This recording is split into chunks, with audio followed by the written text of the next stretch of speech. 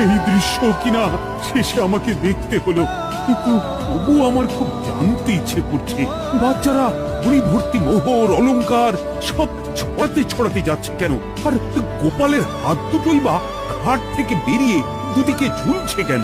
মহারাজ, আর একটা ব্যাপার কি আপনি লক্ষ্য করেছেন?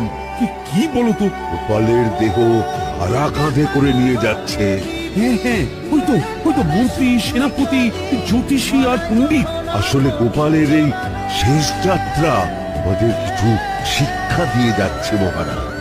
এই যে দেখুন, যারা গোপালকে সহ্য করতে পারত না, এখন এখন তাদেরই কাঁধে গোপাল যাচ্ছে।